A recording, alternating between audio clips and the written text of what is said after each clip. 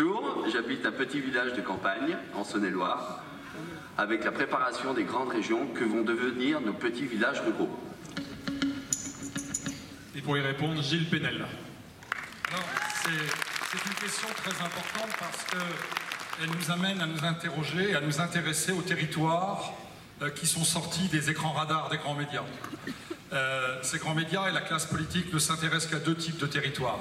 Boboland, les quartiers où vivent les catégories privilégiées, et les territoires surnommés zones urbaines sensibles, traduire quartiers à forte minorité ethnique, qui sont d'ailleurs en train de devenir des majorités dans bien des cas. Mais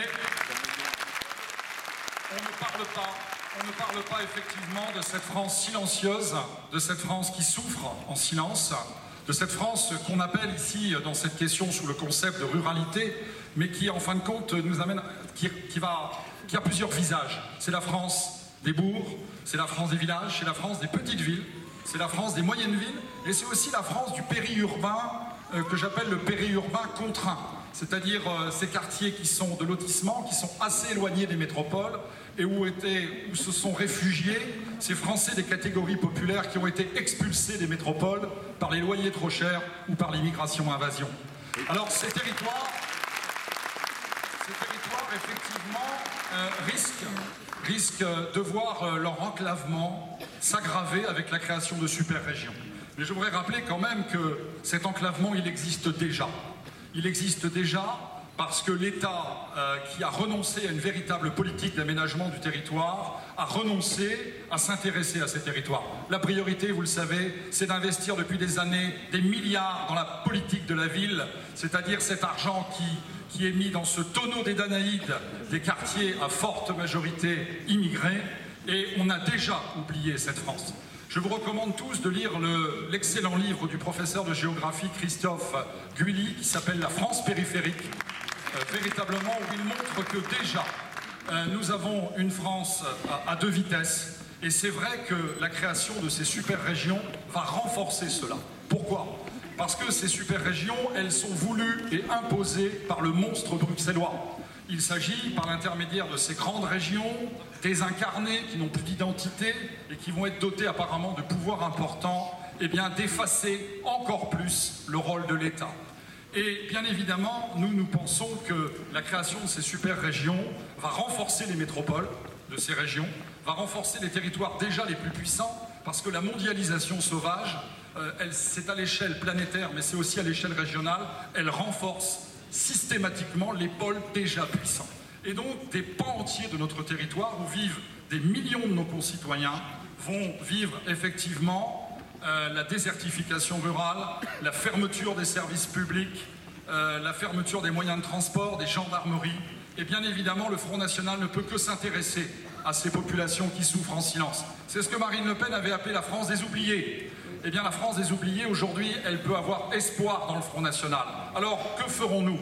Eh bien, premièrement, nous nous opposons à la création de ces super-régions et nous réaffirmons le rôle du département, structure proche des habitants. Et puis, nous voulons que l'État français retrouve son rôle d'aménageur du territoire. C'est à l'État d'aménager le territoire parce que lorsqu'il est à l'échelle nationale, il voit très bien, lui, à cette échelle, où sont les territoires oubliés et quels territoires il faut désenclaver. Alors vous allez nous dire, la vraie question, oui, mais avec quel argent ? Il paraît qu'il n'y a plus d'argent pour faire de l'aménagement du territoire. Eh bien oui, il y a de l'argent, nous allons la prendre dans la politique de la ville, nous allons supprimer ces subventions dans ces projets fous qui existent depuis des décennies dans ces zones urbaines sensibles, et nous allons enfin nous intéresser à ceux qui souffrent en silence et dont l'espoir s'appelle Marine Le Pen.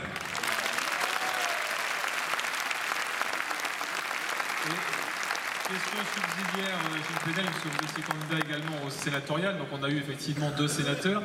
Vous avez été amené à être au contact d'élus ruraux. Est-ce que c'est aussi ce dont ils vous ont parlé, et nous rappeler aussi le nombre de grands électeurs que vous aviez, vous, dans votre département, et le nombre de voix que vous avez fait à l'issue, qui était plus important. Alors, je réponds d'abord à la deuxième question. Dans mon département, où j'étais tête de liste, en Ille-et-Vilaine, nous avions 2 grands électeurs.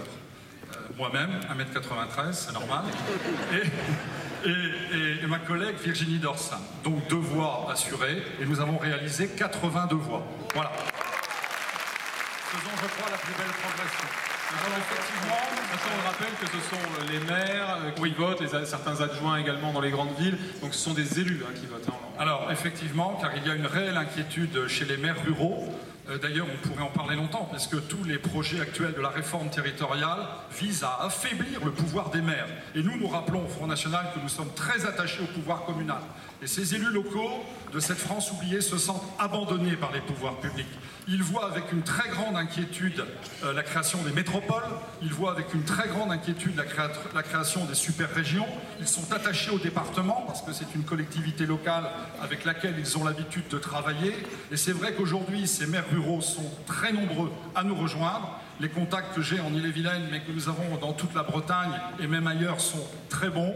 Là aussi, ces élections sénatoriales ont démontré qu'il y avait, dans la France qui souffre en silence, un véritable vent de révolte qui gronde, aussi bien chez les électeurs que chez les élus. On passe à une nouvelle